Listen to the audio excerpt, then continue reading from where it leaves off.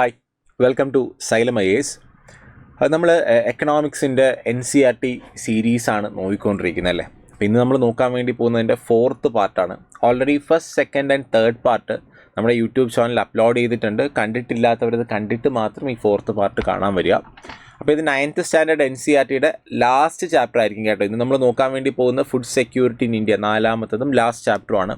ഇത് കഴിയുന്നതോടുകൂടി നമ്മൾ 10th സ്റ്റാൻഡേർഡ് NCERTയിലോട്ട് കടക്കുന്നുണ്ടായിരിക്കും. നെക്സ്റ്റ് വീഡിയോ മുതൽ 10th standard NCERT text book ആയിരിക്കും നോക്കുന്നത്. അപ്പോൾ ഇവിടെ നമ്മൾ ഡിസ്കസ് ചെയ്യാൻ വേണ്ടി പോകുന്നത് ഫുഡ് സെക്യൂരിറ്റി ഇൻ ഇന്ത്യ, ഇന്ത്യയിലെ ഭക്ഷ്യസുരക്ഷ എന്ന് പറയുന്ന ചാപ്റ്ററാണ്. അപ്പോൾ എന്താണ് ഭക്ഷ്യസുരക്ഷ, അതിനെപ്പറ്റി നമുക്ക് ഈ ഒരു ചാപ്റ്ററിനകത്ത് നോക്കാം.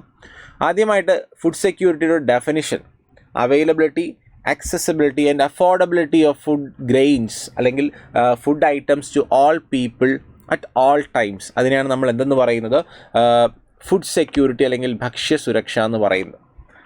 അപ്പോൾ എന്താണ് അവൈലബിലിറ്റി? ഫുഡ് ഐറ്റംസ് അവൈലബിൾ ആണ് എന്ന് പറയുന്നുണ്ടെങ്കിൽ അതിൻ്റെ അർത്ഥം എന്താ? രാജ്യത്ത് കൃത്യമായിട്ടും ഫുഡ് ഐറ്റത്തിൻ്റെ എന്തുണ്ടായിരിക്കണം? പ്രൊഡക്ഷൻ ഉണ്ടായിരിക്കും അല്ലേ. പ്രൊഡക്ഷൻ ഓഫ് ഫുഡ് ഗ്രെയിൻസ് രാജ്യത്ത് നടന്നിരിക്കണം. ഇപ്പോൾ നെല്ല്, ഗോതമ്പ്, അതുപോലെ തന്നെ അത്തരത്തിലുള്ള പൾസസ് തുടങ്ങിയ ഫുഡ് ഗ്രെയിൻസ് നമ്മുടെ രാജ്യത്ത് ഉൽപ്പാദിപ്പിച്ചിരിക്കണം. കൂടാതെ നമ്മുടെ രാജ്യത്ത് ജനങ്ങൾക്ക് അവരുടെ നീഡ്സ് മീറ്റ് ചെയ്യാൻ പറ്റുന്ന ഫുഡ് ഗ്രെയിൻസ് ഇല്ല എന്നുണ്ടെങ്കിൽ എന്ത് ചെയ്യണം? നമ്മൾ മറ്റ് സ്ഥലങ്ങളിൽ നിന്ന് ഇങ്ങോട്ട് ഇമ്പോർട്ട് ചെയ്യണം. അങ്ങനെ കൃത്യമായിട്ടുള്ള എന്തുറപ്പാക്കണം? അവൈലബിലിറ്റി ഉറപ്പാക്കണം. അപ്പോൾ അവൈലബിലിറ്റി ഓഫ് ഫുഡ് ഗ്രെയിൻസ് എന്ന് വെച്ചാൽ രാജ്യത്ത് ഫുഡിൻ്റെ കൃത്യമായിട്ടുള്ള പ്രൊഡക്ഷൻ ഉണ്ടായിരിക്കണം. പറ്റില്ല എന്നുണ്ടെങ്കിൽ നമ്മൾ മറ്റ് രാജ്യങ്ങളിൽ നിന്ന് ഇങ്ങോട്ട് ഇമ്പോർട്ട് ചെയ്തിരിക്കണം. ഇതെല്ലാം ഫുഡ് ഗ്രെയിൻസിൻ്റെ എന്താണ്? അവൈലബിലിറ്റിയാണ് നമുക്ക് പറയാം. ഇനി അടുത്ത് food within reach of every person, അതായത് എല്ലാ ജനങ്ങൾക്കും ഭക്ഷ്യധാന്യങ്ങൾ ആക്സസബിൾ ആയിരിക്കണം. Food within reach of every person, അതിനെയാണ് നമ്മൾ എന്തെന്ന് പറയുന്നത്? ആക്സസിബിലിറ്റി എന്ന് പറയുന്നത്. എല്ലാവർക്കും ഭക്ഷ്യധാന്യങ്ങൾ ആക്സസ് ചെയ്യാൻ പറ്റണം. എല്ലാവരും റീച്ച് ചെയ്യാൻ പറ്റുന്നതിനടുത്ത്, അവർക്ക് എത്താൻ പറ്റുന്നതിനടുത്ത് market facilities, food grains available ആയിട്ടുള്ള മാർക്കറ്റിംഗ് സംവിധാനം രാജ്യത്തുണ്ടായിരിക്കണം. അതിനെയാണ് ആക്സസിബിലിറ്റി എന്ന് പറയുന്നത്. ഇനി മൂന്നാമത്തേതാണ് ഏറ്റവും പ്രധാനപ്പെട്ടതെന്ന് പറയുന്നത്. നമ്മുടെ രാജ്യത്ത് ഫുഡ് ഗ്രെയിൻസിൻ്റെ പ്രൊഡക്ഷൻ ഉണ്ട്, കൃത്യമായിട്ടുള്ള മാർക്കറ്റുകളുണ്ട്. പക്ഷേ നമ്മുടെ കയ്യിലത് വാങ്ങാൻ പൈസ ഇല്ല എന്നുണ്ടെങ്കിൽ ഫുഡ് സെക്യൂരിറ്റി, ഭക്ഷ്യസുരക്ഷ ഉറപ്പാക്കി എന്ന് പറയാൻ പറ്റുമോ? ഇല്ല. മൂന്നാമത്തേതാണ് ഏറ്റവും പ്രധാനപ്പെട്ട പോയിന്റ് എന്ന് പറയുന്നത്. Individual has enough money to buy this food grains അല്ലേ. ജനങ്ങളുടെ കയ്യിൽ ഈ പറയുന്ന അവരുടെ സഫീഷ്യൻ്റ് ആയിട്ടുള്ള ഫുഡ് ഗ്രെയിൻസ് വാങ്ങാൻ പറ്റുന്ന തരത്തിൽ അവരുടെ കയ്യിൽ എന്ത് വേണം? പൈസ ഉണ്ടായിരിക്കണം. അതിനെയാണ് അഫോർഡബിലിറ്റി എന്ന് പറയുന്നത്. അപ്പോൾ availability, accessibility and affordability of food ഗ്രെയിൻസിനെയാണ് നമ്മൾ എന്തെന്ന് പറയുന്നത്? ഫുഡ് സെക്യൂരിറ്റി അല്ലെങ്കിൽ ഭക്ഷ്യസുരക്ഷ എന്ന് പറയുന്നത്. ഇനി പല ആൾക്കാരും പല സമയങ്ങളിൽ പലതരത്തിലുള്ള ഡെഫിനിഷൻസ് ഫുഡ് സെക്യൂരിറ്റി, ഭക്ഷ്യസുരക്ഷയ്ക്ക് കൊടുത്തിട്ടുണ്ട്. ഒന്ന് 1975 യുണൈറ്റഡ് നേഷൻസ് കൊടുത്ത ഒരു ഡെഫിനിഷനാണ്. Availability at all times of adequate supply of basic foodstuffs. എല്ലാ സമയങ്ങളിലും ജനങ്ങൾക്ക് കൃത്യമായിട്ടുള്ള അളവിൽ ഫുഡ് സ്റ്റഫ്സ്, അതായത് ഭക്ഷ്യധാന്യങ്ങൾ, ഭക്ഷ്യസാധനങ്ങൾ ലഭ്യമാകുന്ന ഒരു അവസ്ഥേനെയാണ് നമ്മൾ എന്തെന്ന് പറയുന്നത്? ഫുഡ് സെക്യൂരിറ്റി അല്ലെങ്കിൽ ഭക്ഷ്യസുരക്ഷ എന്നുകൊണ്ട് ഉദ്ദേശിക്കുന്നത്. അത് UN കൊടുത്ത ഡെഫിനിഷനാണ്. ഇനി ഫുഡ് ആൻഡ് അഗ്രികൾച്ചർ ഓർഗനൈസേഷൻ 1995 ഒരു വേൾഡ് ഫുഡ് സമ്മിറ്റ്, അപ്പോൾ ഒരു ലോക ഭക്ഷ്യ സമ്മിറ്റ് നടത്തുന്നുണ്ട്. അതിൻ്റെ ഭാഗമായിട്ട് അവർ കൊടുത്ത ഡെഫിനിഷൻ എന്താണെന്ന് നോക്കിയേ. Food security exist when all people at all time have physical and economic access to sufficient, safe, nutritious food for an active, healthy life. Also link it to poverty eradication. അപ്പോൾ world food സമ്മിറ്റിനകത്ത് പറഞ്ഞതെന്ന് വെച്ച് കഴിഞ്ഞാൽ ഭക്ഷ്യസുരക്ഷ എന്ന് പറയുന്നത് എല്ലാ ജനങ്ങൾക്കും എല്ലാ സമയത്തും physical and economic access to sufficient, safe and nutritious food. മനസ്സിലായാലും അവരുടെ active and healthy life maintain ചെയ്യാൻ വേണ്ടിയിട്ട് അവർക്ക് എല്ലാ സമയത്തും കൃത്യമായിട്ടുള്ള ക്വാളിറ്റി ഫുഡ് ഗ്രെയിൻസ് ലഭ്യമാവുകയാണെങ്കിൽ അതിനെ എന്തെന്ന് പറയുന്നു? ഈ പറയുന്ന ഫുഡ് സെക്യൂരിറ്റി, ഭക്ഷ്യസുരക്ഷ എന്ന് വേൾഡ് ഫുഡ് സമ്മിറ്റ് ഡെഫിനിഷനകത്ത് പറയുന്നുണ്ട്. മാത്രമല്ല അത്തരത്തിൽ നമ്മൾ ഈ പറയുന്ന ഭക്ഷ്യസുരക്ഷ ഉള്ള ആൾക്കാരാണ്, അല്ലെങ്കിൽ അത്തരത്തിൽ നമുക്ക് ഭക്ഷ്യസുരക്ഷ ഉണ്ടെങ്കിൽ നമുക്കവിടെ പോവർട്ടി ഇറാഡിക്കേഷൻ, ദാരിദ്ര്യ നിർമ്മാർജ്ജനവും സാധ്യമാകും, പോസിബിൾ ആകുമെന്ന് ഈ ഒരു ഡെഫിനിഷനകത്ത് വേൾഡ് ഫുഡ് സമ്മിറ്റിനകത്ത് പറയുന്നുണ്ട്. ക്ലിയർ ആയല്ലോ? അപ്പോൾ അതാണ് രണ്ട് പ്രധാനപ്പെട്ട ഡെഫിനിഷൻ. അതുപോലെ തന്നെ പല ആൾക്കാരും പലതരത്തിലുള്ള ഡെഫിനിഷൻസ് കൊടുത്തിട്ടുണ്ട്. ഇപ്പോൾ അമർത്യാസൻ്റെ കാര്യം എടുത്തു കഴിഞ്ഞാൽ accessibility of food grains, accessibility of food ഗ്രെയിൻസിനെ പറ്റി പറയുന്ന അമർത്യാസെന്ന കൃത്യമായിട്ട് ഫുഡ് ഗ്രെയിൻസിന് അക്സസിബിലിറ്റി ഉണ്ടായിരിക്കണം. ജനങ്ങൾക്ക് അവരുടെ കയ്യിലുള്ള പൈസ കൊടുത്ത് വാങ്ങാൻ പറ്റുന്ന ഫുഡ് ഗ്രെയിൻസ് ജനങ്ങളുടെ ചുറ്റും ഉണ്ടായിരിക്കണം. അക്സസിബിലിറ്റി എന്ന് പറയുന്ന ഒരു ഡെഫിനിഷൻ കൊടുത്തത് അമർത്യ സെൻ. അതിനെപ്പറ്റി ഒന്ന് അറിഞ്ഞിരിക്കുക. അപ്പോൾ ഇതാണ് പ്രധാനമായിട്ട് ഫുഡ് സെക്യൂരിറ്റീസിന് പല ആൾക്കാരും കൊടുത്തിട്ടുള്ള ഡെഫിനിഷൻസ് എന്ന് പറയുന്നത്. ഇനി 1943 ബംഗാൾ ഫാമിൻ, അതായത് ഈ പറയുന്ന ബംഗാളിലുണ്ടായ രൂക്ഷമായിട്ടുള്ള ക്ഷാമം, ഇന്ത്യ കണ്ട ഏറ്റവും വലിയ ക്ഷാമങ്ങളിലൊന്നാണ് ബംഗാളിലുണ്ടായ 1943 എന്ന് പറയുന്ന ഒരു കാറ്റോസ്ട്രോഫിക്, ഒരു മാൻ മെയ്ഡ് ഡിസാസ്റ്റർ ആണ് നമുക്ക് വേണമെങ്കിൽ പറയാം. അതായത് അത് അങ്ങനെ പറയാൻ കാരണം എന്ന് വെച്ചാൽ ഈ ഒരു യുദ്ധസമയമായിട്ട് ബന്ധപ്പെട്ട് ബ്രിട്ടീഷ് ഗവൺമെൻറ്, നമുക്കറിയാം ബ്രിട്ടനാണ് ഇന്ത്യ ഭരിച്ചുകൊണ്ടിരുന്നത്, ബ്രിട്ടീഷ് ഗവൺമെൻറ് വലിയ രീതിയിൽ പൈസ യുദ്ധത്തിൻ്റെ ആയിട്ട് ബന്ധപ്പെട്ട് പൈസ സ്പെൻഡ് ചെയ്യുകയും രാജ്യത്ത് ഇൻഫ്ലേഷൻ ഉണ്ടാകുകയും അതുപോലെ തന്നെ വേണ്ട രീതിയിൽ ഗവൺമെൻറ് ആ ഒരു വിലക്കയറ്റം അഡ്രസ്സ് ചെയ്യാനുള്ള കാര്യങ്ങൾ സ്വീകരിക്കാതിരിക്കുകയും ഒരുപാട് ജനങ്ങൾ ബേസിക് നീഡ്സ് ഫുഡ് ഐറ്റംസ് പോലും കിട്ടാത്തൊരവസ്ഥയിലോട്ട് പോവുകയും ചെയ്താണ് ബംഗാൾ ക്ഷാമം അല്ലെങ്കിൽ ബംഗാൾ ഫാമിൻ 1943 എന്ന് പറയുന്നത്. ഏകദേശം 30 ലക്ഷത്തോളം ആൾക്കാരാണ് മരിച്ചു എന്ന് പറയുന്നത്. ഇന്ത്യ കണ്ട ഏറ്റവും വലിയ, ഇന്ത്യൻ ചരിത്രത്തിലെ ഏറ്റവും വലിയ വേഴ്സ്റ്റ് ഫാമിനാണ് എന്തെന്ന് പറയുന്നത് ബംഗാൾ ഫാമിൻ എന്ന് പറയുന്നത്. അതുകൊണ്ട് എന്താ ഉദ്ദേശിക്കുന്നത്, ഒരു ക്ഷാമം എന്നുള്ള ഒരു അവസ്ഥ ഒരു രാജ്യത്തുണ്ടായാൽ അതിൻ്റെ അർത്ഥം എന്താണ്? Wide spread death from starvation plus epidemics. അതായത് കൃത്യമായിട്ട് ഭക്ഷണമില്ല, അതുപോലെ തന്നെ സുരക്ഷിതമായിട്ടുള്ള കുടിവെള്ളം ഇല്ലാത്തത് കൊണ്ട് തന്നെ ജനങ്ങൾക്ക് കിട്ടുന്നത് എന്തും തന്നെ ജനങ്ങൾ ഭക്ഷിക്കാൻ സാധിക്കും. ഇനി 1943 ബംഗാൾ ഫാമിൻ, അതായത് ഈ പറയുന്ന ബംഗാളിലുണ്ടായ രൂക്ഷമായിട്ടുള്ള ക്ഷാമം, ഇന്ത്യ കണ്ട ഏറ്റവും വലിയ ക്ഷാമങ്ങളിലൊന്നാണ് ബംഗാളിലുണ്ടായ 1943 എന്ന് പറയുന്ന ഒരു കാറ്റോസ്ട്രോഫിക്, ഒരു മാൻ മെയ്ഡ് ഡിസാസ്റ്റർ ആണ് നമുക്ക് വേണമെങ്കിൽ പറയാം. അതായത് അത് അങ്ങനെ പറയാൻ കാരണം എന്ന് വെച്ചാൽ ഈ ഒരു യുദ്ധസമയമായിട്ട് ബന്ധപ്പെട്ട് ബ്രിട്ടീഷ് ഗവൺമെൻറ്, നമുക്കറിയാം ബ്രിട്ടനാണ് ഇന്ത്യ ഭരിച്ചുകൊണ്ടിരുന്നത്, ബ്രിട്ടീഷ് ഗവൺമെൻറ് വലിയ രീതിയിൽ പൈസ യുദ്ധത്തിൻ്റെ ആയിട്ട് ബന്ധപ്പെട്ട് പൈസ സ്പെൻഡ് ചെയ്യുകയും രാജ്യത്ത് ഇൻഫ്ലേഷൻ ഉണ്ടാകുകയും അതുപോലെ തന്നെ വേണ്ട രീതിയിൽ ഗവൺമെൻറ് ആ ഒരു വിലക്കയറ്റം അഡ്രസ്സ് ചെയ്യാനുള്ള കാര്യങ്ങൾ സ്വീകരിക്കാതിരിക്കുകയും ഒരുപാട് ജനങ്ങൾ ബേസിക് നീഡ്സ് ഫുഡ് ഐറ്റംസ് പോലും കിട്ടാത്തൊരവസ്ഥയിലോട്ട് പോവുകയും ചെയ്താണ് ബംഗാൾ. ഇനി 1943 ബംഗാൾ ഫാമിൻ, അതായത് ഈ പറയുന്ന ബംഗാളിലുണ്ടായ രൂക്ഷമായിട്ടുള്ള ക്ഷാമം, ഇന്ത്യ കണ്ട ഏറ്റവും വലിയ ക്ഷാമങ്ങളിലൊന്നാണ് ബംഗാളിലുണ്ടായ 1943 എന്ന് പറയുന്ന ഒരു കാറ്റോസ്ട്രോഫിക്, ഒരു മാൻ മെയ്ഡ് ഡിസാസ്റ്റർ ആണ് നമുക്ക് വേണമെങ്കിൽ പറയാം. അതായത് അത് അങ്ങനെ പറയാൻ കാരണം എന്ന് വെച്ചാൽ ഈ ഒരു യുദ്ധസമയമായിട്ട് ബന്ധപ്പെട്ട് ബ്രിട്ടീഷ് ഗവൺമെൻറ്, നമുക്കറിയാം ബ്രിട്ടനാണ് ഇന്ത്യ ഭരിച്ചുകൊണ്ടിരുന്നത്, ബ്രിട്ടീഷ് ഗവൺമെൻറ് വലിയ രീതിയിൽ പൈസ യുദ്ധത്തിൻ്റെ ആയിട്ട് ബന്ധപ്പെട്ട് പൈസ സ്പെൻഡ് ചെയ്യുകയും രാജ്യത്ത് ഇൻഫ്ലേഷൻ ഉണ്ടാകുകയും അതുപോലെ തന്നെ വേണ്ട രീതിയിൽ ഗവൺമെൻറ് ആ ഒരു വിലക്കയറ്റം അഡ്രസ്സ് ചെയ്യാനുള്ള കാര്യങ്ങൾ സ്വീകരിക്കാതിരിക്കുകയും ഒരുപാട് ജനങ്ങൾ ബേസിക് നീഡ്സ് ഫുഡ് ഐറ്റംസ് പോലും കിട്ടാത്തൊരവസ്ഥയിലോട്ട് പോവുകയും ചെയ്താണ് ബംഗാൾ ക്ഷാമം അല്ലെങ്കിൽ ബംഗാൾ ഫാമിൻ 1943 എന്ന് പറയുന്നത്. ഏകദേശം 30 ലക്ഷത്തോളം ആൾക്കാരാണ് മരിച്ചു എന്ന് പറയുന്നത്. ഇന്ത്യ കണ്ട ഏറ്റവും വലിയ, ഇന്ത്യൻ ചരിത്രത്തിലെ ഏറ്റവും വലിയ വേഴ്സ്റ്റ് ഫാമിനാണ് എന്തെന്ന് പറയുന്നത് ബംഗാൾ ഫാമിൻ എന്ന് പറയുന്നത്. അതുകൊണ്ട് എന്താ ഉദ്ദേശിക്കുന്നത്, ഒരു ക്ഷാമം എന്നുള്ള ഒരു അവസ്ഥ ഒരു രാജ്യത്തുണ്ടായാൽ അതിൻ്റെ അർത്ഥം എന്താണ്? Wide spread death from starvation plus epidemics. അതായത് കൃത്യമായിട്ട് ഭക്ഷണമില്ല, അതുപോലെ തന്നെ സുരക്ഷിതമായിട്ടുള്ള കുടിവെള്ളം ഇല്ലാത്തത് കൊണ്ട് തന്നെ ജനങ്ങൾക്ക് കിട്ടുന്നത് എന്തും തന്നെ ജനങ്ങൾ ഭക്ഷിക്കാൻ സാധ്യതയുണ്ട്. പഴകിയ ഫുഡായിക്കോട്ടെ, പഴകിയ വെള്ളമായിക്കോട്ടെ, അതെല്ലാം കൊണ്ട് തന്നെ ഓൾറെഡി ജനങ്ങൾക്ക് ഭക്ഷണം ഇല്ലാത്തത് കൊണ്ട് ഒരു വീക്ക് ഇമ്മ്യൂൺ സിസ്റ്റം ആയിരിക്കും ജനങ്ങൾക്കുണ്ടാകുക. അതിൻ്റെ കൂട്ടത്തിൽ ഈ പറയുന്ന കണ്ടാമിനേറ്റഡായിട്ടുള്ള വാട്ടറും അതുപോലെ തന്നെ ഡീക്കേഡ് ആയിട്ടുള്ള ഫുഡും, ഡീക്കേയിങ് ഫുഡ്, അതായത് അഴുകിയ ഭക്ഷണം, പഴയ ഭക്ഷണമൊക്കെ തന്നെ കഴിക്കുന്നത് വഴി ഈ പറയുന്ന പലതരത്തിലുള്ള അസുഖങ്ങൾ ഉണ്ടാകുന്നു. അത് മരണത്തിൻ്റെ നമ്പേഴ്സ് കൂട്ടി, മരണപ്പെട്ട ആൾക്കാരുടെ എണ്ണം കൂട്ടുന്നതിന് കാരണം ഇപ്പോൾ starvation, wide spread death from starvation plus epidemics, അത് ഭക്ഷണമില്ലാതെ വിശന്ന ആൾക്കാർ മരിക്കുന്നു, കൂടാതെ പലതരത്തിലുള്ള അസുഖങ്ങൾ ബാധിച്ച് കണ്ടാമിനേറ്റഡ് ആയിട്ടുള്ള വാട്ടർ അതുപോലെ തന്നെ ഭക്ഷണം ഇതെല്ലാം കഴിച്ച ആൾക്കാർ മരിക്കുന്ന ഒരു അവസ്ഥയിലോട്ട് പോകുന്നു. അപ്പോൾ ഈ പറയുന്ന ക്ഷാമം എന്ന് പറയുന്ന ഒരു രാജ്യത്തിനെ സംബന്ധിച്ചിടത്തോളം ഭക്ഷ്യസുരക്ഷ ഇല്ലാത്ത സമയത്താണ് ഒരു രാജ്യത്ത് പ്രധാനമായിട്ടും ക്ഷാമം ഉണ്ടാകുന്നത്. അപ്പോൾ 1943 ബംഗാൾ ഫാമിൻ പ്രധാനമായിട്ടും ഉണ്ടായത്. പക്ഷെ അതിനുശേഷം ഇത്തരത്തിൽ ഇന്ത്യയിൽ വലിയ രീതിയിലുള്ള ക്ഷാമം അല്ലെങ്കിൽ ഫാമിൻ സിറ്റുവേഷൻസ് ഉണ്ടായില്ല. പക്ഷേ സ്റ്റാർവേഷൻ കണ്ടീഷൻസ് പല സമയങ്ങളിലും ഉണ്ടായിട്ടുണ്ട് കേട്ടോ. അതായത് നമ്മൾ സ്വാതന്ത്ര്യത്തിന് ശേഷം നോക്കിക്കഴിഞ്ഞാൽ രാജസ്ഥാനിലും ഒഡീഷയിലും ജാർഖണ്ഡിലും ഒക്കെ സ്ട്രക്ചറൽ ഇൻഎഫിഷ്യൻസീസ് കാരണം ഈ പറയുന്ന സ്റ്റാർവേഷൻ, ഈ പറയുന്ന ഭക്ഷണം ഇല്ലാത്തത് കൊണ്ടുള്ള മരണങ്ങൾ, അത്തരത്തിലുള്ള കണ്ടീഷൻസൊക്കെ റിപ്പോർട്ട് ചെയ്തിട്ടുണ്ടെങ്കിലും ഈ ബംഗാളിൽ ഉണ്ടാകുന്ന അത്തരത്തിൽ സമമായിട്ടുള്ള യാതൊരു കണ്ടീഷനും സ്വാതന്ത്ര്യത്തിന് ശേഷം ഇന്ത്യയിൽ ഉണ്ടായിട്ടില്ല. അതിൻ്റെ റീസൺ എന്ന് പറയുന്നത് ഗ്രീൻ റവല്യൂഷനും PDS ആണെന്ന് ഈ ടെക്സ്റ്റ് ബുക്കിനകത്ത് പറയുന്നുണ്ട്. ഗ്രീൻ റവല്യൂഷൻ, ഹരിത വിപ്ലവം, PDS എന്ന് വെച്ചാൽ പബ്ലിക് ഡിസ്ട്രിബ്യൂഷൻ സിസ്റ്റം. അപ്പം മനസ്സിലാക്കുക, നമ്മുടെ ബംഗാളിലുണ്ടായ ക്ഷാമമാണ് ഇന്ത്യ കണ്ട ഏറ്റവും വലിയ രൂക്ഷമായിട്ടുള്ളൊരു സിറ്റുവേഷൻ എന്ന് പറയുന്നത്. അതിനുശേഷം പലതരത്തിലുള്ള സ്റ്റാർവേഷൻ കണ്ടീഷൻസ് ഉണ്ടായിട്ടുണ്ട്. ജാർഖണ്ഡ്, രാജസ്ഥാൻ, ഒഡീഷ തുടങ്ങിയ സ്ഥലങ്ങളിൽ ഉണ്ടായിട്ടുണ്ടെങ്കിലും ബംഗാളിനേത് സമാനമായിട്ടുള്ള സിറ്റുവേഷൻസ് പിന്നീട് ഉണ്ടായിട്ടില്ല. ഇന്ത്യ അതിനു വേണ്ടിയുള്ള നടപടികൾ സ്വീകരിച്ചിട്ടുണ്ട്. അതിന് ഉദാഹരണങ്ങളാണ് ഗ്രീൻ റവല്യൂഷൻ, ഹരിത വിപ്ലവം, അതുപോലെ പബ്ലിക് ഡിസ്ട്രിബ്യൂഷൻ സിസ്റ്റം, റേഷൻ കടകളൊക്കെ അറിയാമല്ലോ. അപ്പോൾ അതിൻ്റെ ഒരു കമ്പൈൻഡ് ആയിട്ടുള്ള എഫേർട്ട് ഇന്ത്യയിൽ ഇത്തരത്തിലുള്ള ക്ഷാമം പിന്നീട് ഉണ്ടാകാതിരിക്കുന്നതിന് കാരണമായിട്ടുണ്ട്. അപ്പോൾ നമ്മൾ അടുത്ത് നോക്കുന്നത് ഹു ആർ ഫുഡ് ഇൻസെക്യൂർ എന്നുള്ളതാണ്.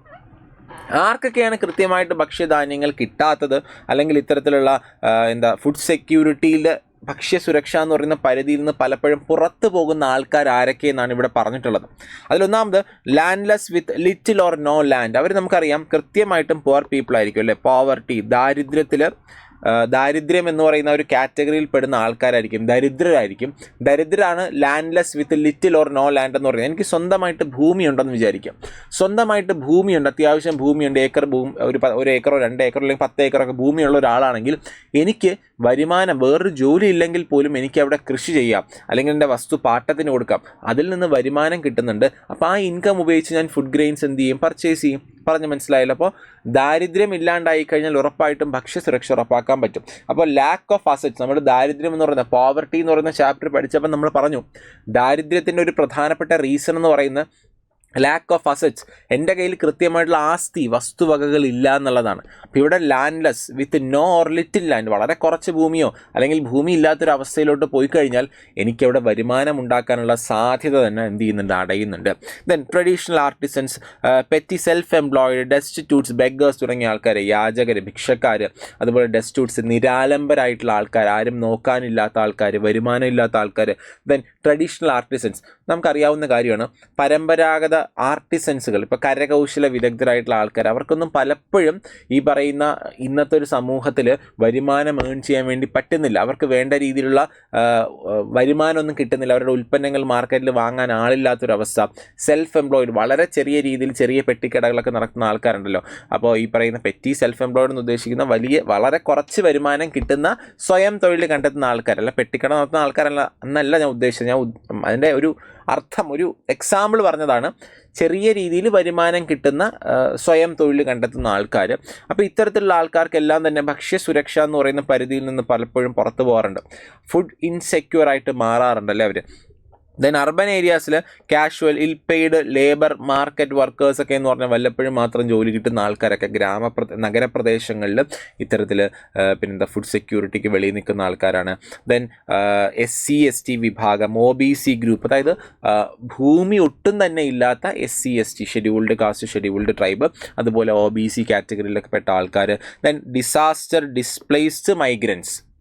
പലപ്പോഴും നമ്മൾ ഏറ്റവും ഒരു പ്രധാനപ്പെട്ട പ്രശ്നമായിട്ട് പറയുന്നതെന്ന് പറഞ്ഞാൽ മൈഗ്രേഷൻ. നമുക്കറിയാം മൈഗ്രേഷൻ എന്ന് വെച്ചാൽ ഒരു സ്ഥലത്ത് നിന്ന് മറ്റൊരു സ്ഥലത്തേക്ക് കുടിയേറി പോകുന്നു അല്ലേ.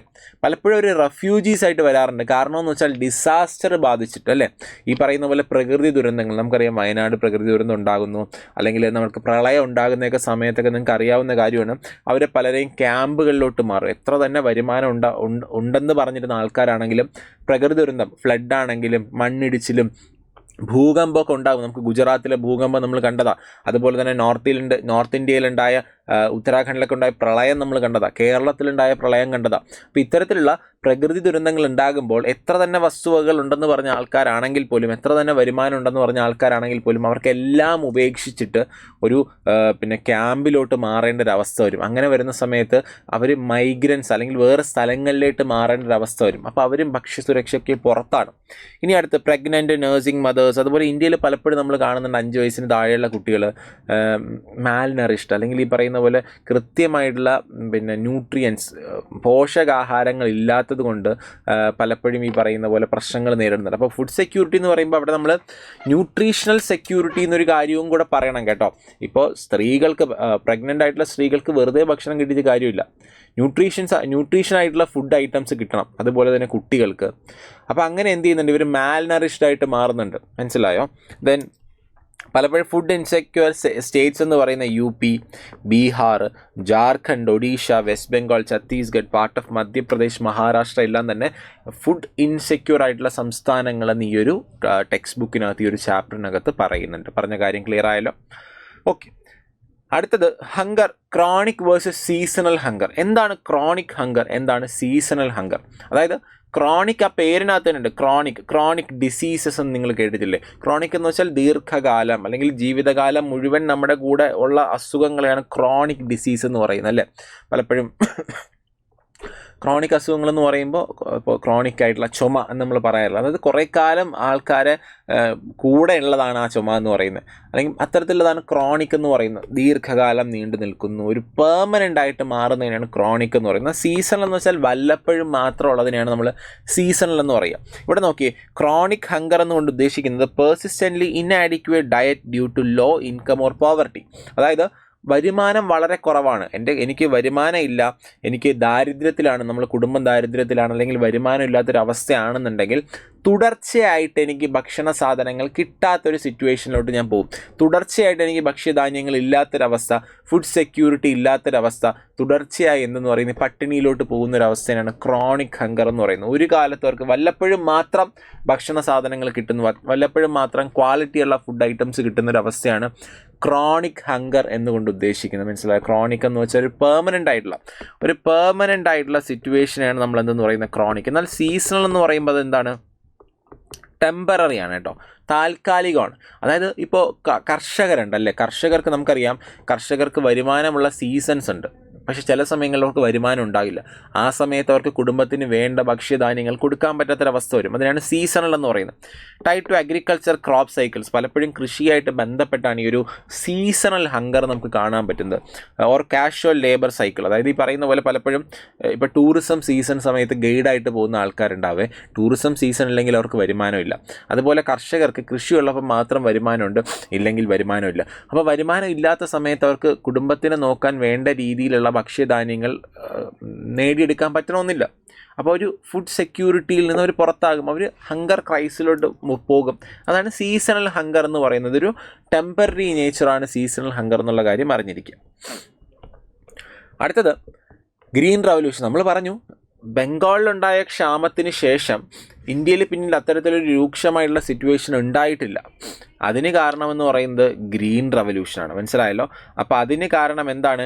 ഗ്രീൻ റവല്യൂഷനാണെന്ന് പറയുന്നുണ്ട്. അപ്പോൾ എന്താണ് ഗ്രീൻ റവല്യൂഷൻ അല്ലെങ്കിൽ ഹരിത വിപ്ലവം എന്നുകൊണ്ട് ഉദ്ദേശിക്കുന്നത്? നമുക്ക് നോക്കാം. എന്താണ് ഗ്രീൻ റവല്യൂഷൻ എന്നുള്ള കാര്യം നമുക്ക് നോക്കാം.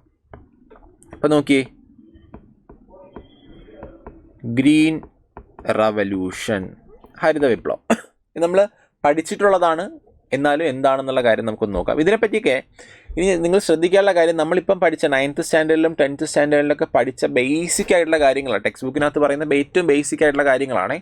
കാരണം ആ ക്ലാസ്സിൽ പഠിക്കുന്ന കുട്ടികൾക്ക് വേണ്ടിയിട്ടുള്ള കാര്യങ്ങളാണല്ലോ.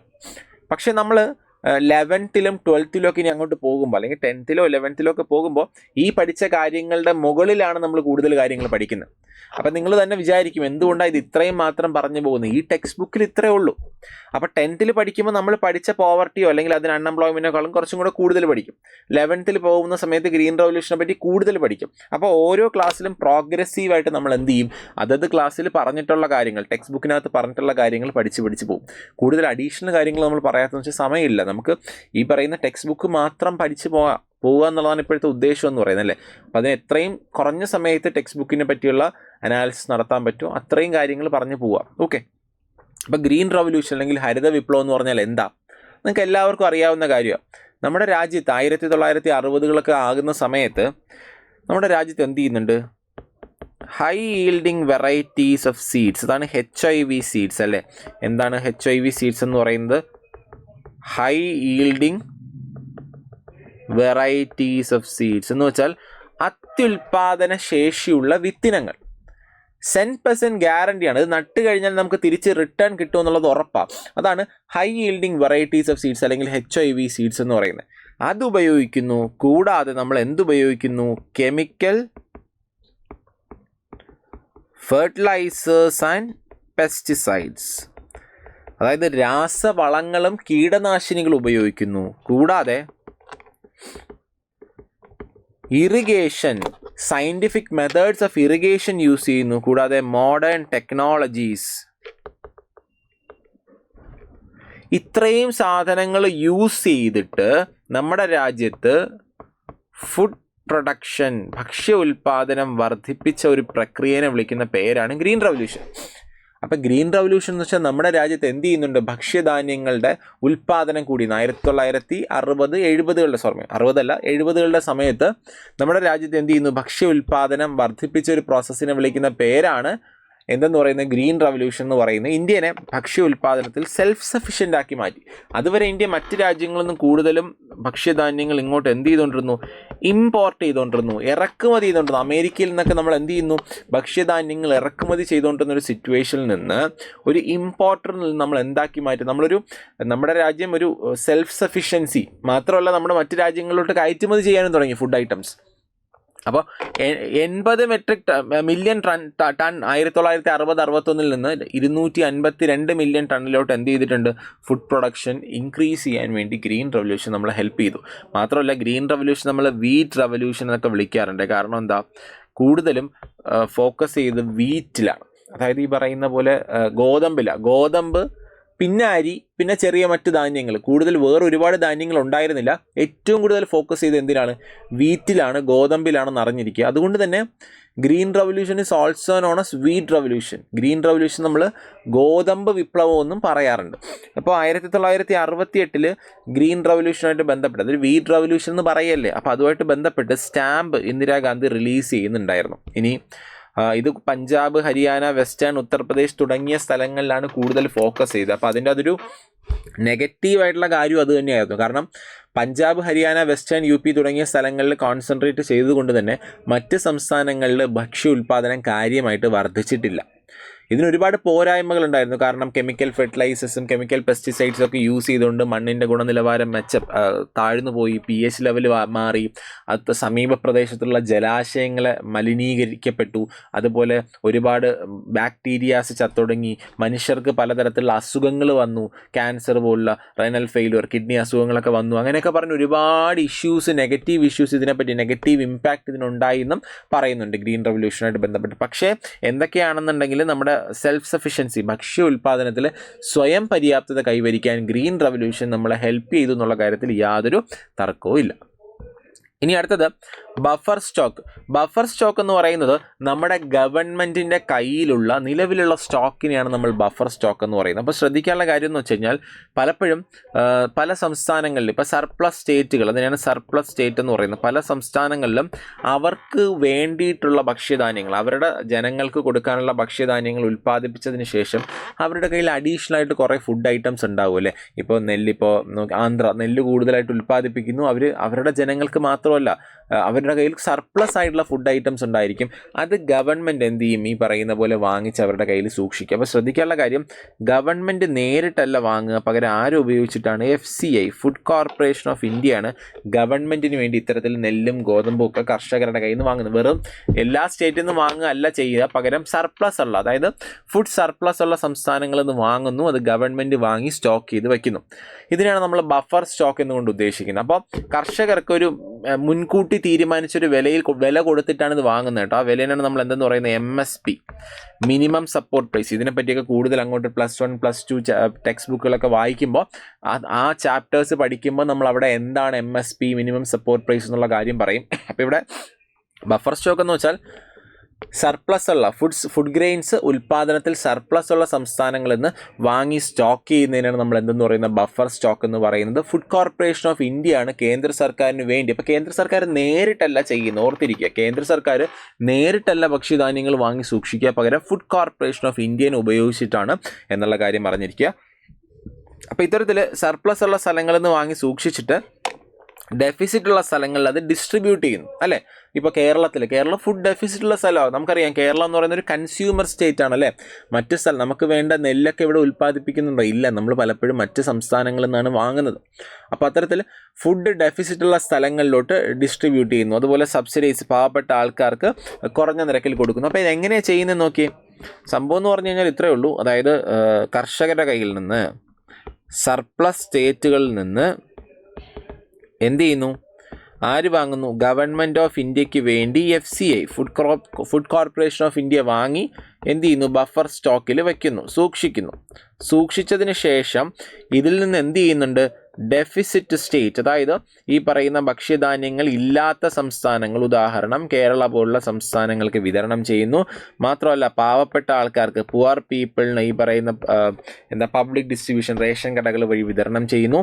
ഇനി അതുപോലെ തന്നെ എമർജൻസീസ് ആൻഡ് കലാമിറ്റീസ്, നാച്ചുറൽ കലാമിറ്റീസും അടിയന്തര സാഹചര്യങ്ങളൊക്കെ ഉണ്ടാകുമ്പോൾ അതിനും വിതരണം ചെയ്യുന്നു. അപ്പോൾ ഇങ്ങനെയാണ് എന്ത് ചെയ്യുന്നത്? ഈ പറയുന്ന പോലെ ഒരു ബഫർ സ്റ്റോക്ക് പ്രവർത്തിക്കുന്നത്. ഈ പാവപ്പെട്ട ആൾക്കാർക്ക് മാർക്കറ്റിനേക്കാളും കുറഞ്ഞ വിലയിൽ എന്ത് ചെയ്യുന്നുണ്ട്? ബഫർ സ്റ്റോക്ക് വഴി ഭക്ഷ്യധാന്യങ്ങൾ വിതരണം ചെയ്യും. ക്ലിയർ അല്ലേ? ഇനി അടുത്ത പബ്ലിക് ഡിസ്ട്രിബ്യൂഷൻ സിസ്റ്റം. ഇത്തരത്തിൽ വേണ്ടി നമ്മുടെ രാജ്യത്ത് നിലവിൽ വന്നൊരു സംവിധാനമാണ് എന്തെന്ന് പറയുന്ന പബ്ലിക് ഡിസ്ട്രിബ്യൂഷൻ സിസ്റ്റം അല്ലെങ്കിൽ പൊതുവിതരണ സംവിധാനം എന്ന് പറയുന്നത്. അപ്പോൾ നമ്മൾ പബ്ലിക് ഡിസ്ട്രിബ്യൂഷൻ സിസ്റ്റം അല്ലെങ്കിൽ പൊതുവിതരണ സംവിധാനം, നമ്മൾ റേഷൻ കടകളെന്നൊക്കെ പറയുന്നില്ലേ, ഈ പൊതുവിതരണ സംവിധാനത്തിനെ പറ്റി നോക്കിക്കഴിഞ്ഞാൽ നമുക്ക് കാണാൻ പറ്റുന്നൊരു കാര്യമുണ്ട്. പല കാലഘട്ടത്തിനും അത് അനുസരിച്ച് അത് എന്ത് ചെയ്തിട്ടുണ്ട്? വലിയ രീതിയിലുള്ള മാറ്റങ്ങൾ ഈ പൊതുവിതരണ സംവിധാനത്തിനും പബ്ലിക് ഡിസ്ട്രിബ്യൂഷൻ സിസ്റ്റത്തിനും വന്നിട്ടുണ്ട്. അപ്പോൾ 1992 വരെ പബ്ലിക് ഡിസ്ട്രിബ്യൂഷൻ സിസ്റ്റം യൂണിവേഴ്സൽ ആയിരുന്നു. യൂണിവേഴ്സൽ എന്ന് പറയുമ്പോൾ എല്ലാ ജനങ്ങളെയും ടാർഗറ്റ് ചെയ്യുന്നൊരു സംവിധാനമായിരുന്നു പബ്ലിക് ഡിസ്ട്രിബ്യൂഷൻ സിസ്റ്റം എന്ന് പറയുന്നത്. അതായത് എല്ലാ ജനങ്ങൾക്കും, ഇന്ത്യയിലെ എല്ലാ ജനങ്ങൾക്കും ഭക്ഷ്യസുരക്ഷ ഉറപ്പുവരുത്തുക എന്നുള്ളതായിരുന്നു പബ്ലിക് ഡിസ്ട്രിബ്യൂഷൻ സിസ്റ്റം പൊതുവിതരണ സംവിധാനത്തിൻ്റെ ലക്ഷ്യം എന്ന് പറയുന്നത്. അപ്പോൾ അതൊരു യൂണിവേഴ്സലാണ്. ടാർഗറ്റ് എന്ന് പറഞ്ഞാൽ കണ്ടോ, യൂണിവേഴ്സലാണ്. അപ്പോൾ വോളിയം ഒന്നും പറയുന്നില്ല, ഓരോ സ്റ്റേറ്റിനും ആവശ്യത്തിനനുസരിച്ച് എന്ത് ചെയ്യുന്നുണ്ട്? പബ്ലിക് ഡിസ്ട്രിബ്യൂഷൻ സിസ്റ്റം വഴി 1992 വരെ വിതരണം ചെയ്യുമായിരുന്നു. പക്ഷേ അതിനുശേഷം എന്ത് ചെയ്യുന്നുണ്ട്? ഒരു 1992 ആയപ്പോൾ അതിലൊരു മാറ്റം കൊണ്ടുവന്നു. RPDS കൊണ്ടുവന്നു, ഒരു റീവാംപ്ഡ് പബ്ലിക് ഡിസ്ട്രിബ്യൂഷൻ സിസ്റ്റം കൊണ്ടുവന്നു. RPDS എന്ന് പറഞ്ഞാൽ റീവാംപ്ഡ് പബ്ലിക് ഡിസ്ട്രിബ്യൂഷൻ സിസ്റ്റം. അതിൻ്റെ ഉദ്ദേശം എന്ന് പറഞ്ഞാൽ ബാക്ക്വേർഡ് ബ്ലോക്സ് അല്ലെങ്കിൽ ബാക്ക്വേർഡ് ആയിട്ടുള്ള റീജിയൻ, ഭക്ഷ്യധാന്യങ്ങൾ വളരെ കുറഞ്ഞ ജനങ്ങൾക്ക് കിട്ടാത്ത സ്ഥലങ്ങളിൽ കൂടുതൽ ഭക്ഷ്യധാന്യങ്ങൾ എത്തിക്കുക എന്നുള്ളതാണ് RPDSൻ്റെ ഉദ്ദേശം എന്ന് പറയുന്നത്. അപ്പോൾ ബാക്ക്വേർഡ് ബ്ലോക്സ് 20 കിലോയൊക്കെയാണ് അവിടെ എന്ത് ചെയ്യുന്നത്? ഈ പറയുന്ന പോലെ വോളിയം ജനങ്ങൾക്ക് കൊടുക്കണം എന്നുള്ള രീതിയിൽ പറഞ്ഞിരുന്നത് 20 കിലോ ഫുഡ് ഗ്രെയിൻസ് ആയിരുന്നു. അപ്പോൾ റീവാംപ്ഡ് പബ്ലിക് ഡിസ്ട്രിബ്യൂഷൻ സിസ്റ്റം എന്ന് പറയുമ്പോൾ അവിടെ എന്ന് പറഞ്ഞാൽ പ്രധാനമായിട്ടും ഫോക്കസ് ചെയ്യുന്നത് ഇവിടെ സ്പെസിഫിക് ഏരിയാസിലായിരുന്നു, ആൾക്കാരല്ല, ഏരിയാസ്. ഫുഡ് ഡെഫിഷ്യൻസീസ്, ഭക്ഷ്യധാന്യങ്ങൾ വളരെ കുറച്ച് മാത്രം കിട്ടുന്ന ഏരിയാസിൽ, ആൾക്കാരെ എല്ലാം ഓർക്കണം, ഏരിയാസിനെ ഫോക്കസ് ചെയ്തിട്ടാണ് RPDS പ്രവർത്തിച്ചത്. പക്ഷേ 1997 ആകുന്ന സമയത്ത് എന്ത് ചെയ്തു? RPDS മാറി പിന്നെ എന്ത് കൊണ്ടുവന്നു? TPDS അല്ലെങ്കിൽ ടാർഗറ്റഡ് പബ്ലിക് ഡിസ്ട്രിബ്യൂഷൻ സിസ്റ്റം കൊണ്ടുവന്നു. ടാർഗറ്റഡ് PDS അല്ലെങ്കിൽ ടാർഗറ്റഡ് പബ്ലിക് ഡിസ്ട്രിബ്യൂഷൻ സിസ്റ്റം കൊണ്ടുവന്നു. ഇവിടെയാണ് വരുമാനത്തിൻ്റെ അടിസ്ഥാനത്തിൽ ജനങ്ങളെ ടാർഗറ്റ് ചെയ്ത് എന്ത് ചെയ്യുന്നത്? ഈ പറയുന്ന ഭക്ഷ്യധാന്യങ്ങൾ വിതരണം ചെയ്യുന്ന സംവിധാനം കൊണ്ടുവരുന്നത്. അപ്പോൾ 1992 വരെ യൂണിവേഴ്സൽ ആയിരുന്നു. പിന്നീട് റീവാംപ്ഡ് ആയിരുന്ന സമയത്ത് ഏരിയ തിരിച്ച് ഭക്ഷ്യധാന്യങ്ങൾ കുറച്ച് മാത്രം കിട്ടുന്ന ഏരിയയിൽ കൂടുതൽ കൊടുക്കാൻ വേണ്ടി തുടങ്ങി. 1997 ആകുന്ന സമയത്ത് അവിടെ എന്ത് കൊണ്ടുവരാൻ വേണ്ടി തുടങ്ങി? ടാർഗറ്റഡ് പബ്ലിക് ഡിസ്ട്രിബ്യൂഷൻ സിസ്റ്റമായിട്ട് കൊണ്ടുവരുന്നു. അപ്പോൾ ടാർഗറ്റഡ് പബ്ലിക് ഡിസ്ട്രിബ്യൂഷൻ സിസ്റ്റത്തിൻ്റെ പ്രത്യേകത എന്ന് പറയുമ്പോൾ ഇൻകത്തിനനുസരിച്ച് ജനങ്ങളെ ടാർഗറ്റ് ചെയ്യുന്നു. അതായത് ജനങ്ങൾക്ക് കുറഞ്ഞ വരുമാനമുള്ളവർക്ക് കുറഞ്ഞത് എന്നുള്ള രീതിയിൽ എന്ത് ചെയ്യാൻ തുടങ്ങി? കൊടുക്കാൻ തുടങ്ങി. പുവർ ആൻഡ് നോൺ പുവർ, പാവപ്പെട്ടവരും പാവപ്പെട്ടവരല്ലാത്തവരും. നമുക്കറിയാമല്ലോ, നമ്മൾ ഈ പറയുന്ന പോവർട്ടി ലൈനിനെ പറ്റി പഠിക്കുന്നില്ല, നമ്മൾ മറ്റ് ക്ലാസ്സിൽ അങ്ങോട്ട് പോകുമ്പോൾ പഠിക്കും. പോവർട്ടി ലൈൻ അല്ലെങ്കിൽ ദാരിദ്ര്യരേഖ, ജനങ്ങളുടെ ഇൻകത്തിനനുസരിച്ച് എത്ര വരുമാനമുണ്ട് എന്നതിനനുസരിച്ച് ഒരു പോവർട്ടി ലൈൻ ഫിക്സ് ചെയ്യുന്നു. അതിന് മുകളിലുള്ളവരെ എബോവ് പോവർട്ടി ലൈൻ, ദാരിദ്ര്യരേഖയ്ക്ക് മുകളിലുള്ളവർ. അതിന് താഴെയുള്ളവരെ ബിലോ പോവർട്ടി ലൈൻ, ദാരിദ്ര്യരേഖയ്ക്ക് താഴെയുള്ളവർ. ഇവർ നോൺ പുവറും ഇവർ പുവറും. മനസ്സിലായില്ല? അതിനനുസരിച്ച് എന്ത് ചെയ്യുന്നുണ്ട്? ഈ പറയുന്ന ടാർഗറ്റഡ് പബ്ലിക് ഡിസ്ട്രിബ്യൂഷൻ സിസ്റ്റം പ്രവർത്തിക്കാൻ വേണ്ടി തുടങ്ങി. അത് കഴിഞ്ഞ് AAY എന്ന് പറയുന്ന സ്കീം കൊണ്ടുവരാൻ തുടങ്ങി. AAY, Antyodaya Anna Yojana, poorest of the poor. പാവപ്പെട്ടവരിലും പാവപ്പെട്ടവർക്ക് ഭക്ഷ്യധാന്യങ്ങൾ വിതരണം ചെയ്യാൻ വേണ്ടിയിട്ടാണ് എന്ത് കൊണ്ടുവരുന്നത്? അന്ത്യോദയ അന്ന യോജന. അത് ഇതിനകത്ത് വരുന്ന തന്നെയാണ് കേട്ടോ. ടാർഗറ്റഡ് പബ്ലിക് ഡിസ്ട്രിബ്യൂഷൻ സിസ്റ്റത്തിൽ തന്നെ എഗെയിൻ പല കാറ്റഗറി ആയിട്ട് ഡിവൈഡ് ചെയ്യാൻ തുടങ്ങി. ഈ BPLനെ തന്നെ 2 വിഭാഗമാക്കി. അതിൽ തന്നെ ഒന്ന് AAY, അന്ത്യോദയ അന്ന യോജന. അന്ത്യോദയ അന്ന യോജന ഏറ്റവും പാവപ്പെട്ടവർക്ക് ഭക്ഷ്യധാന്യങ്ങൾ 35 കിലോ വരെ കൊടുക്കുന്ന പദ്ധതിയാണ് എന്തെന്ന് പറയുന്ന അന്ത്യോദയ അന്ന യോജന. അത് കഴിഞ്ഞിട്ട് അന്നപൂർണ സ്കീം കൊണ്ടുവന്നു. അപ്പോൾ AAY എന്ന് വെച്ചാൽ എന്താണെന്ന് എഴുതാം. AAY എന്ന് വെച്ചാൽ അന്ത്യോദയ അന്ന യോജന. അന്ത്യോദയ അന്ന യോജന ആണ് AAY എന്ന് പറയുന്നത്. അത് കഴിഞ്ഞ് APS കൊണ്ടുവന്നു. എന്താ APS? APS എന്ന് വെച്ചാൽ അന്നപൂർണ സ്കീമാണ് APS. അതായത് സീനിയർ സിറ്റിസൺസ്, വരുമാനം കുറഞ്ഞ സീനിയർ സിറ്റിസൺസിന് ഭക്ഷ്യധാന്യങ്ങൾ വിതരണം ചെയ്യുന്ന പദ്ധതിയാണ് അന്നപൂർണ സ്കീം എന്ന് പറയുന്ന APS. അത് 2000 എന്ത് ചെയ്തു? APS കൊണ്ടുവന്നു. അത് ഇതിൻ്റെ ഭാഗമായിട്ട് മാറ്റി. 2013 NFSA ലോഞ്ച് ചെയ്യുന്നത്. അതായത് ഒരു യൂണിവേഴ്സൽ ഫുഡ് സെക്യൂരിറ്റി ഉറപ്പാക്കാൻ വേണ്ടിയിട്ട് NFSA എന്ന് വെച്ചാൽ എന്താ? National food securities act. NFSA എന്ന് പറയുന്നത് നാഷണൽ ഫുഡ് സെക്യൂരിറ്റീസ് ആക്ട്. അതിനെ നമുക്ക് ഫുഡ് സേഫ്റ്റി ആക്ട് എന്നും പറയാം കേട്ടോ. ഫുഡ് സേഫ്റ്റി ആക്ട് എന്നും പറയാം. അപ്പോൾ ഇത് കൊണ്ടുവന്നത് 2013 കൊണ്ടുവന്നത് നാഷണൽ ഫുഡ് സെക്യൂരിറ്റീസ് ആക്ടാണ്. പ്രയോറിറ്റി ഹൗസ് ഹോൾഡായിട്ട് തിരിക്കാൻ തുടങ്ങി. മനസ്സിലായത്? അതായത് ഈ ഒരു സമയത്താണ് 4 റേഷൻ കാർഡുകൾ, ഓർമ്മയുണ്ടോ? അതായത് നമുക്ക് 4 റേഷൻ കാർഡുകളുണ്ടല്ലോ. BPL 2 മഞ്ഞയും പിങ്കും. അതിൽ മഞ്ഞ AAY അന്ത്യോദയ അന്ന യോജന, അതിൽ പിങ്ക് എന്ന് പറയുന്ന പ്രയോറിറ്റി ഹൗസ് ഹോൾഡ്, മുൻഗണനാ വിഭാഗം അല്ലേ. അപ്പോൾ അത് കൊണ്ടുവന്നത് ഈ പറയുന്ന പ്രയോറിറ്റി ഹൗസ് ഹോൾഡ് കൊണ്ടുവന്നത് നാഷണൽ ഫുഡ് സെക്യൂരിറ്റീസ് ആക്ടാണ്. മാത്രമല്ല ഈ ഒരു ഫുഡ് സെക്യൂരിറ്റി ആക്ടിനകത്താണ് സ്ത്രീയെ കുടുംബനാഥയാക്കി. ഒരു കുടുംബത്തിലെ ഏറ്റവും പ്രായമുള്ള സ്ത്രീയാണ് ആ വീട്ടിലെ കുടുംബനാഥ എന്ന് റേഷൻ കാർഡുകളിലാക്കിയതും ഈ ഒരു ഫുഡ് സെക്യൂരിറ്റീസ് ആക്ടിലാണെന്നുള്ള കാര്യം എന്ത് ചെയ്യുക? ഒന്ന് അറിഞ്ഞിരിക്കുക. ഓക്കെ അല്ലേ? അത്രയും പറഞ്ഞ കാര്യം ക്ലിയർ ആയല്ലോ. അപ്പോൾ food securities act legal entitlement to subsidise food grain, ഭക്ഷ്യധാന്യങ്ങൾ കുറഞ്ഞ നിരക്കിൽ കിട്ടാനുള്ള ലീഗലായിട്ടുള്ള ഒരു നിയമം, അതായത് നിയമപരമായിട്ട് കുറഞ്ഞ വിലയിൽ സാധനങ്ങൾ ജനങ്ങൾക്ക് കിട്ടുക, ഒരു ഉറപ്പ് വരുത്തുന്നു ജനങ്ങൾക്ക്. അതിന് വേണ്ടിയിട്ടാണ് NFSA കൊണ്ടുവന്നത്. 75% ഓഫ് റൂറൽ പോപ്പുലേഷൻ, ഗ്രാമപ്രദേശത്തിൻ്റെ 75% ആൾക്കാരും നഗരപ്രദേശത്തിലെ 50% ആൾക്കാരും ഇതിൻ്റെ അകത്തുണ്ട്. 5 kilo food grains per person per month, course grain 1 kilo. അപ്പം ഈ പറയുന്നതാണ് എന്തെന്ന് പറയുന്നത്? പൾസസ്, സിറിയൽസ്, അതൊക്കെയാണ് കോഴ്സ് ഗ്രെയിൻ. അപ്പോൾ ഇതാണ് നാഷണൽ ഫുഡ് സെക്യൂരിറ്റീസ് ആക്ട് 2013 കൊണ്ട് ഉദ്ദേശിക്കുന്നത്. അതിന് നമ്മൾ എന്തെന്ന് പറയുന്നു? ഫുഡ് സേഫ്റ്റി ആക്ട് എന്നും പറയാറുണ്ട്. ഇനി നമ്മൾ അടുത്ത് പറഞ്ഞു അന്ത്യോദയ അന്ന യോജന AAY 2000 ലോഞ്ച് ചെയ്ത്. ഇനിഷ്യലി 1 കോടി ആൾക്കാരാണ് അതിനകത്ത് കവർ ചെയ്യുന്നത്. പിന്നീട് 2 കോടിയാക്കി ഉയർത്തിയിട്ടുണ്ട്. 35 കിലോ, ആദ്യം 25 കിലോയാണ് ഇതിനകത്ത് കൊടുത്തിരുന്നത്. ഒരു കുടുംബത്തിന് 25 കിലോ ഭക്ഷ്യധാന്യങ്ങൾ കൊടുക്കുമെന്ന് പറഞ്ഞിരുന്നു. ഇപ്പോൾ അത് മാറ്റിയിട്ട് എന്ത് ചെയ്തു? 35 കിലോ ഭക്ഷ്യധാന്യങ്ങൾ ഒരു കുടുംബത്തിന് കൊടുക്കുമെന്നുള്ള രീതിയിലോട്ട് മാറ്റിയിട്ടുണ്ട്. Then criticisms of PDS, public distribution system, പൊതുവിതരണ സംവിധാനമായിട്ട് ബന്ധപ്പെട്ട് ഒരുപാട് ക്രിറ്റിസിസം നമുക്കറിയാം. ഈ ഒരു പദ്ധതിയായിട്ട് ബന്ധപ്പെട്ട് ഒരുപാട് ക്രിറ്റിസിസം നമ്മുടെ രാജ്യത്തുണ്ട്.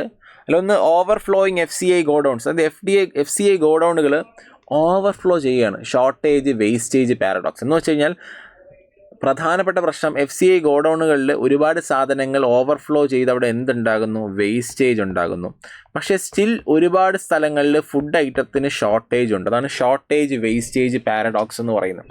ഇപ്പോൾ FCI ഗോഡൗണുകളില്ലാത്ത പിന്നെന്താ നമുക്ക് ബഫർ സ്റ്റോക്ക് കുറേ വർഷത്തേക്കുള്ള ഫുഡ് ഗ്രെയിൻസ് നമ്മുടെ കേന്ദ്ര സർക്കാരിന് അല്ലെങ്കിൽ FCIയുടെ ഗോഡൗണുകളിൽ ബഫർ സ്റ്റോക്കായിട്ടുണ്ട്.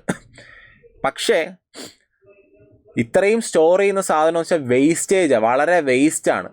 പക്ഷേ എന്താ പ്രശ്നം എന്ന് വെച്ച് കഴിഞ്ഞാൽ പല സ്ഥലങ്ങളിലും വേണ്ട രീതിയിലുള്ള ഫുഡ് ഗ്രെയിൻസ് കിട്ടുന്നുമില്ല. ഫുഡ് ഷോർട്ടേജിൽ ഒരുപാട് സംസ്ഥാനങ്ങൾ ഒരുപാട് സ്ഥലമുണ്ട്. അപ്പോൾ അതാണ് വേസ്റ്റേജ് ഷോർട്ടേജ് പാരഡോക്സ് എന്ന് പറയുന്നത്. Diversion of grains to open market by dealers. പലരും എന്ത് ചെയ്യുന്നുണ്ട്? ഈ പറയുന്ന റേഷൻ കടകളിൽ നിന്നൊക്കെ ഓപ്പൺ മാർക്കറ്റുകളിലോട്ടൊക്കെ ഈ സാധനം ഹോർഡിങ്ങും ബ്ലാക്ക് മാർക്കറ്റിങ്ങും നമുക്കറിയാമല്ലോ. അപ്പോൾ അത്തരത്തിലൊരു സാഹചര്യങ്ങളിലോട്ടൊക്കെ പോകുന്നുണ്ട്. ഇനി ക്വാളിറ്റി ഓഫ് ഗ്രെയിൻസ് വളരെ പുവർ ക്വാളിറ്റിയാണ്, ഇറഗുലർ ഷോപ്പ് ടൈമിങ്. അതുപോലെ നമുക്ക് പറയാൻ പറ്റുന്ന ഒരു കാര്യമാണ് ലീക്കേജസ്. ഒരു പ്രധാനപ്പെട്ട സാധനമാണ് ലീക്കേജുകൾ എന്ന് പറയുന്നത്. ഈ പറയുന്ന ഫുഡ് ഗ്രെയിൻസ് കൃത്യമായിട്ട് റേഷൻ കടയിലോട്ട് വരുന്ന വഴിക്കോ അവിടെ നിന്നൊക്കെ ലീക്കാകുന്നുണ്ട്. വേണ്ട രീതിയിൽ ജനങ്ങൾക്ക് കിട്ടുന്നില്ല. അത് മാർക്കറ്റിൽ കൊടുത്ത് മറിച്ച് വിൽക്കുന്ന ഒരു സാഹചര്യം ഉണ്ടാകുന്നു. ഇനി APL കാർഡുള്ളവർ ആലോചിച്ച് നോക്കി. APL കാർഡുള്ളവർ ആലോചിക്കും എന്തിനാണ് നമ്മൾ റേഷൻ കടയിൽ നിന്ന് വാങ്ങുന്നത്? വലിയ സബ്സിഡി ഒന്നുമില്ല, വളരെ ചെറിയൊരു എമൗണ്ട് മാത്രമേ സബ്സിഡി ഉള്ളൂ. അപ്പോൾ അതിനേക്കാളും പുറത്തുനിന്ന് ക്വാളിറ്റിയുള്ള ഫുഡ് ഗ്രെയിൻസ് മേടിച്ചാൽ പോരെ എന്നുള്ളൊരു തോന്നലുണ്ടാകും. അപ്പോൾ അങ്ങനെ ഒരുപാട് ക്രിറ്റിസിസംസ് PDS പബ്ലിക് ഡിസ്ട്രിബ്യൂഷൻ സിസ്റ്റത്തിന് എഗെയിൻസ്റ്റ് ആയിട്ടുണ്ട്. പക്ഷേ എന്നിരുന്നാലും ഗവൺമെൻറ് ഈ ഒരു PDS റിഫോംസ് നമ്മുടെ രാജ്യത്ത് കൊണ്ടുവന്നിട്ടുണ്ട്. അത് വരുന്ന ക്ലാസ്സുകളിൽ നമുക്ക് നോക്കാം. PDS റിഫോം എന്ന് പറയുമ്പോൾ ആധാറുമായിട്ട് ബന്ധപ്പെടുത്തുന്നു, ബയോമെട്രിക് ആണ്, ദെൻ നമുക്ക് ഫോണിൽ മെസ്സേജസ് വരും, ലീക്കേജസ് തടയാൻ GPS സംവിധാനമുണ്ട്. അപ്പോൾ അതുപോലെ തന്നെയാണ് ഓൺലൈനായിട്ട് സ്റ്റോക്ക് നമുക്ക് എന്ത് ചെയ്യാം, മോണിറ്റർ ചെയ്യാൻ പറ്റും. അങ്ങനെ ഒരുപാട് മെഷേഴ്സ്, ഒരുപാട് റിഫോംസ് ഈ ഒരു PDSനകത്ത് കൊണ്ടുവന്നിട്ടുണ്ട്. വരുന്ന ക്ലാസ്സിൽ നമുക്ക് നോക്കാം. ഇനി ഇതുമായിട്ട് ബന്ധപ്പെട്ട് 2 ക്വസ്റ്റ്യൻസ് നമുക്കൊന്ന് നോക്കാം. നമ്മൾ പഠിച്ചതായിട്ട് ബന്ധപ്പെട്ട് which of the following statements about buffer stock in India is or are correct? Buffer stock is procured by the Food Corporation of India through minimum support price. Buffer stock എന്ന് പറയുന്നത് MSP വഴി ഇന്ത്യയിൽ Food Corporation procure ചെയ്യുന്നതാണ് buffer stock. ശരിയാണെന്നുള്ള കാര്യം നമുക്കറിയാം. It is created only to meet emergencies arising from calamities and never for regular distribution. ആണോ? അല്ല. റെഗുലർ ഡിസ്ട്രിബ്യൂഷനും ഉണ്ട്, കലാമിറ്റീസിനും ഉണ്ട്, രണ്ടിനും ഉണ്ട്. അപ്പോൾ ഈ സ്റ്റേറ്റ്മെൻറ്റ് തെറ്റാണ്. 3. High buffer stock levels have been criticised for high carrying cost and grain wastage. ഉറപ്പല്ലേ? കാരണം ബഫർ സ്റ്റോക്ക് കൂടുതലായതുകൊണ്ട് തന്നെ ക്യാരിയിങ് കോസ്റ്റ്, അത് സ്റ്റോർ ചെയ്യാനുള്ള കോസ്റ്റ് കൂടുതലാണ്, വേസ്റ്റേജ് ഉണ്ടാകുന്നുള്ള ക്രിറ്റിസിസം വളരെ കൂടുതലാണ്. അത് ശരിയാണ്. അപ്പോൾ ഇവിടെ 1 and 3 ആണ് കറക്റ്റ് ആയിട്ടുള്ള ആൻസർ. ഓപ്ഷൻ എ ആണ് റൈറ്റ് ആയിട്ടുള്ള ഓപ്ഷൻ എന്ന് പറയുന്നത്. ക്ലിയർ അല്ലേ? ഇതിന് അടുത്തൊരു question, which of the following ration card categories is meant exclusively for the poorest of the poor household in India? ഇന്ത്യയിൽ ഏറ്റവും പാവപ്പെട്ട ആൾക്കാർക്ക് വേണ്ടിയിട്ട് ഗവൺമെൻറ് കൊടുത്തിരിക്കുന്ന റേഷൻ കാർഡ് ഏതാണ്? നമുക്ക് എല്ലാവർക്കും അറിയാം. Antyodaya card AAY. BPLനകത്ത് വരുന്നൊരു സെപ്പറേറ്റ് കാറ്റഗറിയാണ് AAY എന്ന് പറയുന്നത്. ക്ലിയർ അല്ലേ? അപ്പോൾ ഇത്രയും കാര്യങ്ങളാണ് നമ്മുടെ ഇന്നത്തെ ഈ ഒരു ക്ലാസ്സിനകത്ത് ഉണ്ടായിരുന്നത്. 4th പാർട്ടാണ് നമ്മൾ NCERT നോക്കുന്നത്. കണ്ടിട്ടില്ലാത്തവർ കാണുക. ബാക്കിയുള്ള 3 ഭാഗങ്ങളൊന്ന് കാണുക. ഇത് 9th സ്റ്റാൻഡേർഡിലെ 4th ചാപ്റ്ററാണ്, ഫുഡ് സെക്യൂരിറ്റി ഇൻ ഇന്ത്യ. അടുത്ത ക്ലാസ്സിൽ നമ്മൾ 10th സ്റ്റാൻഡേർഡിൻ്റെ NCERT ആയിരിക്കും നോക്കുന്നത്. സോ അപ്പോൾ ഇന്ന് വീഡിയോ കണ്ട എല്ലാവർക്കും താങ്ക് യു. മറ്റൊരു ക്ലാസ്സിൽ കാണാം.